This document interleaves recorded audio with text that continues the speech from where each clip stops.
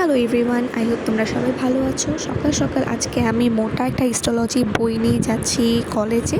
সকাল সকাল বের হলে ওয়েদারটা একটু ঠান্ডা থাকে, তাই আমি চেষ্টা করি সকালেই বের হতে।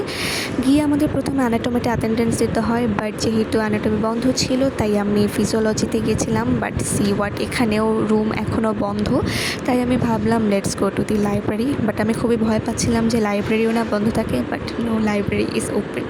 লাইব্রেরিতে গিয়ে কিছুক্ষণ একটু স্টাডি সেশন করলাম, আর এরপরে ক্লাস টাইম হয়ে গেছিলো বলে আবার নিচে চলে আসছি। ফার্স্ট ক্লাস শেষ করার পরে এবার আমরা যাচ্ছি একটু খেতে, যেহেতু আমাদের তাড়াতাড়ি ছুটি হয়ে গেছিলো। আর আমরা ছোট্ট একটা হোটেলে গেছিলাম, সেখানে পরোটা আর ডাল অ্যাজ ইউজুয়াল সকালের নাস্তা হিসেবে খেলাম। দেন লেকচার অ্যাটেন্ড করলাম। লেকচারে আজকে আমাদের অনেক কিছু ছিল। লেকচার ক্লাস শেষ করে আমরা গেছি হিস্টোলজি ক্লাস করতে, সেখানে আজকে আমরা স্লাইড দেখেছি, অনেক মজা করেছি। আর ক্লাস শেষে একটু দোকান থেকে কিছু প্রয়োজনীয় জিনিসপত্র কিনে আবার হোস্টেলে টাটা।